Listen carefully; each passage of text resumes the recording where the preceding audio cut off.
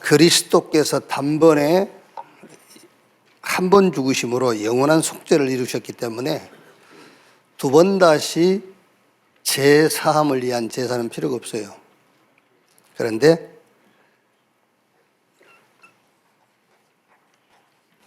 지금도 드리는 제사의 제단이 있어요. 성전에서는 필요 없어요. 이제 이 교회 안에서는 그리스도가 다시 피 흘려 죽는 제사가 필요 없어. 그런데 어디서 필요하겠죠? 교회 밖에서 필요하죠. 지금도 드려지는 제사의 제단. 교회는 없어요. 그 제단은 이제 밖에 있어요. 밖에. 그래서 교회를 현장화.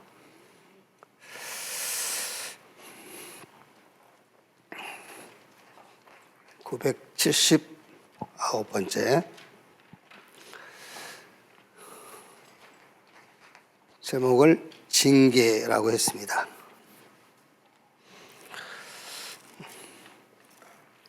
내용 본문은 한 번씩 다 읽어보셨을 것이기 때문에 지금 우리가 당하는 고난은 징계지요. 징계. 하나님이 징계하시는 거예요. 징계가 없다면서요. 아니, 성경에 징계라고 그랬어. 그런데 그 징계는 심판의 징계가 아니고 그 징계는 관계의 징계예요. 관계. 남의 자식이 뭐 나쁜 짓 하면 내가 간섭할 게 뭐 있어요. 이제 그런 관계적 징계라 그 말이에요. 하나님의 자녀이기 때문에 하나님이 틀린 길로 가면은 징계하신다. 예수 그리스도는 징계를 면제받으신 것이 아닙니다. 그는 우리를 대신하여 징계를 받으셨어요. 이제 우리가 받을 형벌에 따르는 징계는 없습니다. 형벌에 따르는 징계는 없는 거예요.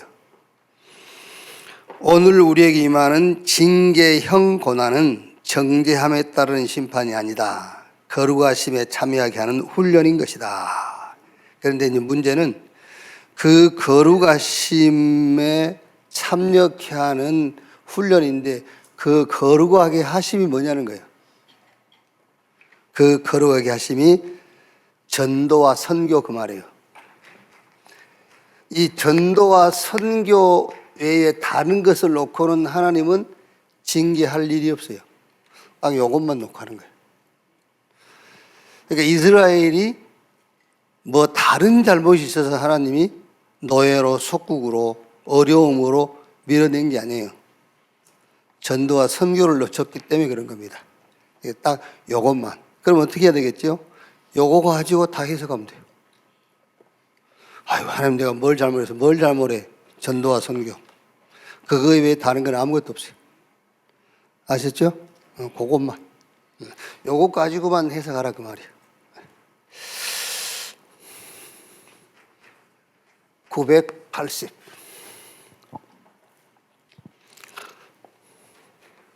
경고, 그랬어요. 경고. 합평함과 거룩함은 나를 주님 앞에 세우는 조건이 아니다. 하나님의 약속이 그리스도 안에서 성취된 거죠.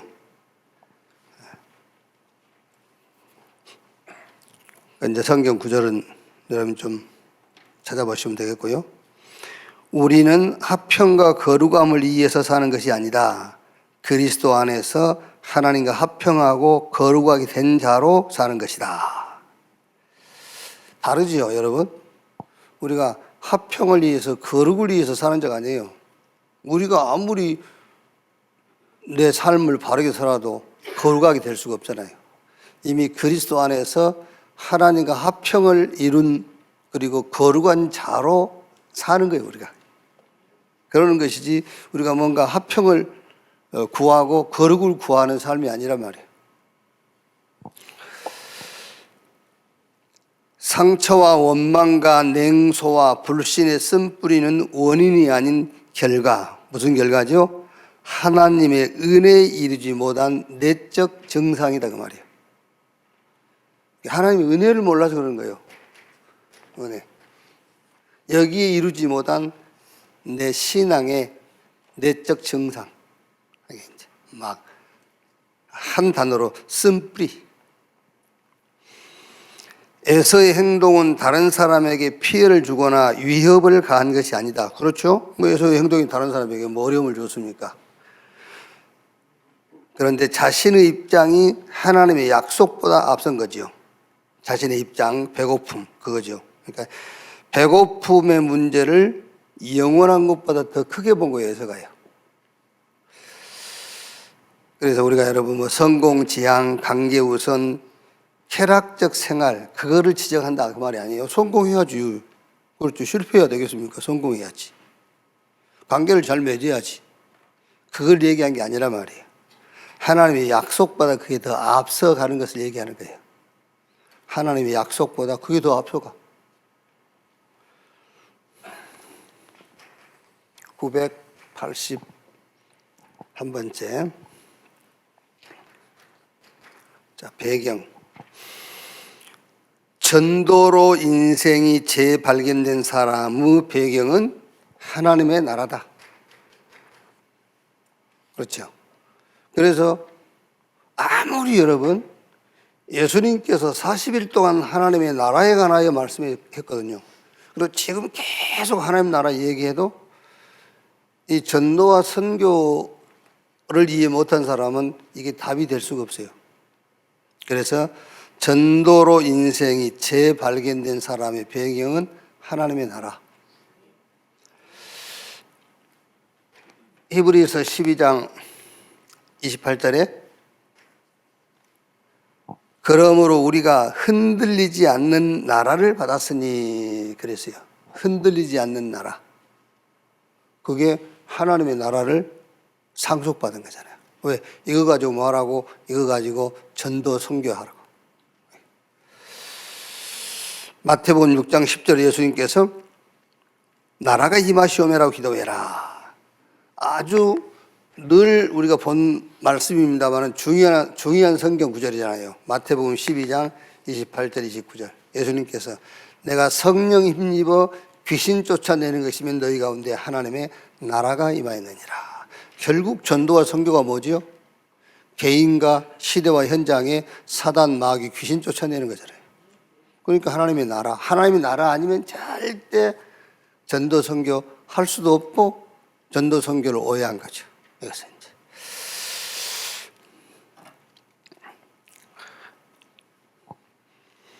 그 나라는 세상 나라를 정복하고 사단의 나라를 멸하는 성삼위 하나님의 통치와 권세와 능력과 주권의 보좌가 있는 곳이다. 그 나라는 시공간을 초월하는 일꾼, 천만 천사의 처소이기도 하다. 또한 땅도 하늘도 진동하는 나라이다. 여러분이 전도자가 맞다면 하나님의 나라가 여러분의 배경인 것을 믿으시기 바랍니다. 전도자의 추구, 전도자는 뭘 추구하느냐는 거죠. 13장 1절, 6절 보면은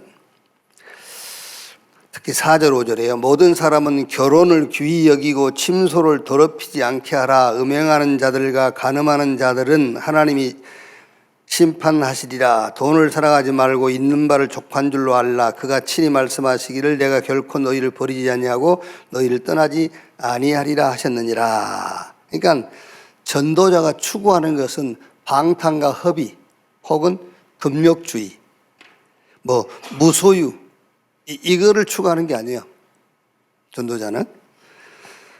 전도자는 하나님의 복음을 누림을 추구하는 거예요. 근데 우리가 저와 여러분이야 이게 이제 쉽게 이해가 되지만은요. 원래 교회에서는 뭘 가르치죠? 앞에 걸 가르치잖아요. 이게 방탕하지 마, 뭐 이런 거 그런 걸 가르치잖아요. 또 뭘 가르치죠? 금욕주의, 절제해, 자제해, 막 이런 거 가르치잖아요. 전주에 우리 그 선배 목사님 한 분은 장로님 딸하고 결혼해서 장로님 딸하고 결혼했는데 결혼해가지고 신혼여행 갔다 와서 이제 신혼 집이 있을 거 아닙니까? 근데 이제 개척교회라 교회에 붙어 있는 거예요. 이제. 근데 신혼여행 갔다 와서 첫날 밤부터 장로님 따님이 사모님 아닙니까? 강대성에 올라가서 기도해 저녁마다. 방해를 안 들어와. 그러니까 목사님이 가서 막 사정을 하는 거예요. 자자고 막 내려오라고. 그래서 기도해야 된다고. 그걸 보고 금욕주의라고 그러는 거예요. 근데 그 본인은 그게 맞다고 생각하는 거죠. 또 반대로 어떤 목사님은 주무실 때 넥타이 메고 주무셔. 그래서 사모님이 환장하는 거죠. 그걸 보고 금욕주의라고 그래. 근데 얼른 생각하면 그게 맞는 것처럼 보인단 말이에요. 그렇죠. 얼마나 그 맞습니까? 사모가 딱 밤마다 강단에 올라가서 기도하지. 목사가 낮이나 밤이나 일괄적이지. 넥타이 탁 메고. 전도자의 추구하는 것은 그런 게 아니에요. 뭐 방탕하지 마, 뭐 하지 마. 예? 뭐 종들이 말한 것처럼 무소유 이러잖아요. 비어야 만족하다가 거짓말이에요. 채울 수 없기 때문에 포기해버린 거지. 그렇지 않습니까? 채울 수 없기 때문에 포기한 거지. 무슨 무소유. 우리는 다 가졌어요. 다 가졌기 때문에 우리는 그거를 목표로 삼지 않는 거잖아요. 그러니까 전도자는 뭘 추구하느냐면은 하나님의 복음을 누리는 것을 추구해야 돼요. 하나님의 복음 누리는 것을 추구해야지. 그리고 하나님의 전도를 기다리는 것을 추구하는 거예요. 시대의 영적 문제를 보고 거기에 시대의 문제를 보고 거기에 도전하는 것을 추구해야 돼요. 그래서 예수님이 제자들을 부르셔가지고 함께 있게 하며, 그건 어떤 면에서는 내 개인 문제잖아요. 주님이 나와 함께. 또 전도도 하며 현장 문제, 귀신을 쫓아내는 시대 문제. 그요. 여러분이 전도자라면 이걸 추구하셔야 돼. 옛날에 우리 신앙이 뭐지요? 앞에 거라니까요. 방탕하지 마, 뭐 하지 마, 허비하지 마. 절제해. 금욕주의. 그리고 무소유 막 이런 걸요. 앞에 거 할까? 앞에 거 해? 이거라니까 이거. 누림, 기다림, 시대의 문제, 도전.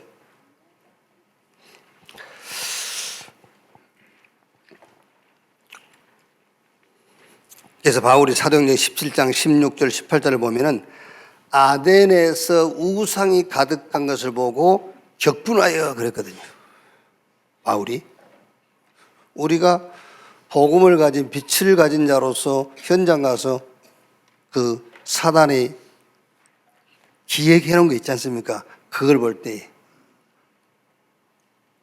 바울처럼 우리 안에 거룩한 막 격한 분노가 일어나잖아요. 사람의 열심을 가지면 사람에게 인정을 받거든요. 그렇죠. 당연하죠. 사람의 열심을 가지면 사람에게 인정받지요. 하나님의 열심을 가진 자는 하나님이 도우시며 인정하신다. 전도자가 추구할 것은 하나님의 복음을 누림과 하나님의 전도를 기다림과 시대의 영적 문제에 도전하는 것이다. 983. 믿음의 행실. 믿음의 행실. 행실을 바르게 해라 막 이러잖아요. 행실이 바라야지. 우리 믿음의 사람의 행실은 어떤 게 행실이냐 말이에요. 우리 행실. 예수 그리스도를 믿는 자의 행실의 결말은 그리스도에 대한 신앙이에요. 그렇죠? 그게 우리 행실이라니까. 이것도 여러분 그냥 지나갈 말이 아닙니다. 굉장히 중요한 말입니다. 늘 여기에 걸려요. 우리 신앙의 결말. 뭐지요? 그리스도에 대한 신앙이 우리 그 믿음의 결말이 돼야 돼요. 왜 잠을 못 자죠? 우리 신앙의 결말이 그리스도가 아니에요. 결말이 다른 거란 말이에요. 그러니까 잠을 못 자는 거예요. 그게. 믿음의 사람이 삶이 변하지 않는 이유는 의지가 강해서가 아니다. 믿음의 대상, 우리의 믿음의 대상 그리스도가 변하지 않기 때문이에요. 그래서 히브리서 13장 8절에 예수 그리스도는 어제나 오늘이나 영원토록 동일하시느니라. 우리에게 다른 교훈은 없습니다. 어떤 사람은 구원은 믿음으로 받고 축복은 행함으로 받는다고 하는데 구원도 축복도 모르고 하는 말이에요. 우리의 구원은 하나님의 은혜로 주신 그리스도에 대한 믿음이 우리의 구원입니다. 우리의 축복은 뭐죠? 그리스도를 전하는 거예요. 그렇죠? 근데 무슨 구원은 믿음으로 받고 축복은 행함으로 받습니까? 그러니까 구원도 축복도 잘 모르고 하는 소리들이에요. 그런 교훈에 따라가면 안 돼. 우리에겐 다른 교훈이 없어요. 행위나 규례나 음식은 우리를 하나님 앞에 굳게 세울 수가 없어요. 984. 지금도 드리는 제사의 제단. 예루살렘 성 안은 성전과 제사와 율법과 전통과 스스로 의롭다 여기는 자들이 있는 곳이다. 반대로 성문 밖은 제사를 통해 죄를 대신 담당한 짐승의 사체를 버리는 곳이 이제 성문 밖, 영문 밖이라 하죠. 범죄자들이 형이 집행되고 문둥병자와 몸에 나타난 병의 증상이 부정하다고 판정된 자들이 격리되는 곳, 한마디로 버려진 곳입니다. 성 밖은요, 영문 밖 그거는요. 예수님이 성 안인 성문 밖에서 고난당하고 죽음을 당하셨단 말이에요. 예수님이.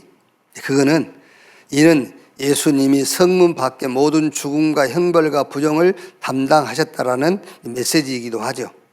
그런데 이제 중요한 것은 그곳이 곧 우리가 가야 할 우리의 24 현장이 거기가요. 여기가 곧 우리가 지금도 하나님께 드리는 제사의 제단. 그 밖이 영문 밖 거기가 우리가 하나님께 드리는 제사의 제단인 겁니다. 거기가요. 이 사람을 위해서 우리가 복음 전하는 것이 하나님께 드리는 제사란 말이에요. 증인의 노래를 부르는 것이다. 985. 거듭남의 말씀. 하나님은 우리를 온전하게 하셔서 선하신 뜻을 행하게 하신다. 히브리 13장 21절에 모든 선한 일에 너희를 온전하게 하사 자기 뜻을 행하게 하시고 그 앞에 즐거운 것을 예수 그리스도로 말미암아 우리 가운데 이루어지기를 원하노라. 에베소 2장 10절에도 선한 일을 위하여 우리를 선한 일을 지었다 그 말은 선한 일을 놓고 우리를 그리스도 안에서 재창조한 거죠. 선한 일.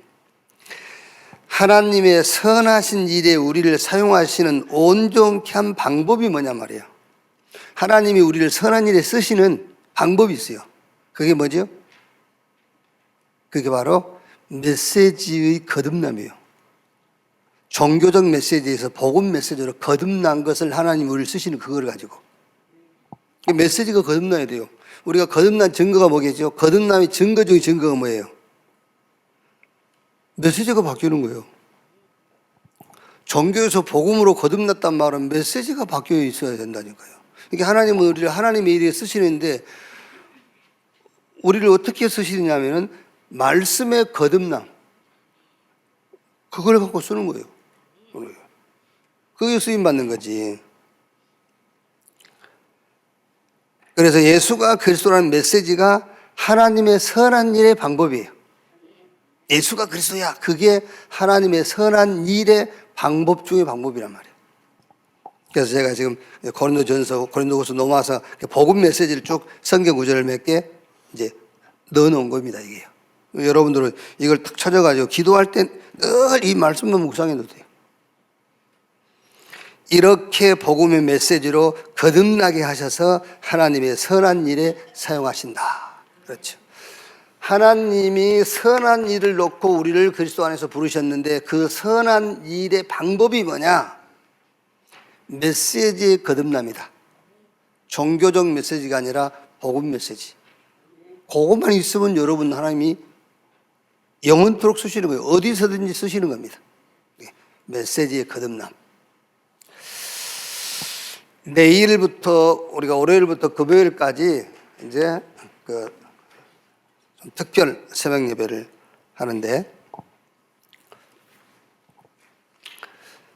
좀 월요일 날은 우리가 렘넌트를 위한 기도회라고 생각하면 됩니다. 그래서 렘넌트와 관계된 분들이 오시면 좋겠고요. 꼭 참석할 필요는 없습니다.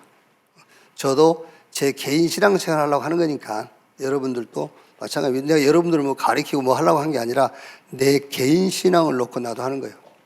여러분들도 개인 신앙을 놓고 오실 분은 오시고 주무실 분은 주무시고 이제 편안하게 하시면 됩니다. 편하게. 어디 묶이면 안 돼. 시스템에도 묶이지 마. 하다 보면 시스템이 되는 거지. 그 시스템도 올무예요, 올무. 그러니까 시스템에도 묶이지 말고 하다 보면은 시스템이 돼야 돼. 그렇죠. 우리가 뭐 꼭 원인을 찾으려 할 필요 없어요. 욥이 여러분 그 고난의 원인을 알았다고 생각해보세요. 미치고 환정하지. 안 그러겠어요? 욥은 아들, 딸 다 죽어버렸지. 재산 다 날아가 버렸지. 저는 병들어 있지. 원인을 뭐지 원인이? 하나님하고 사단하고 욥을 놓고 내기하고 있는 거예요. 그 원인을 알았다고 생각해보세요. 미치고 환장하지.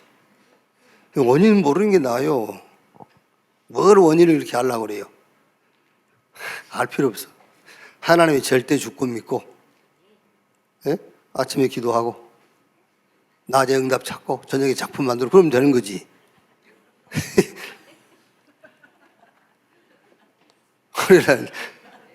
아니, 저는요, 뭐 이렇게 시스템 묶이지 마세요. 하다 보면 시스템이 만들어져야 돼. 아시겠어요?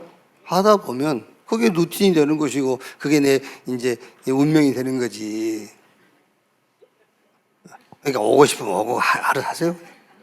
나도 내 개인이랑 생활하는 것이지 여러분 도와주려고 하는 게 아니에요.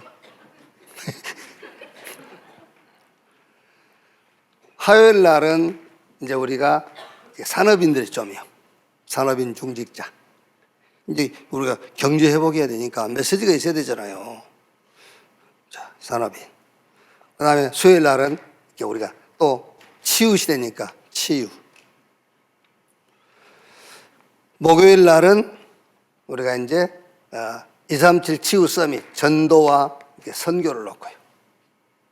그리고 금요일 날은 이제 우리 강달 말하자면 우리 교역자들을 위한 중요하니까 교역자들이 이렇게 좀 이번 주간은 좀 새벽 특별 기도회를 그렇게 좀 진행하려고 합니다. 같이 기도하시기를 바랍니다.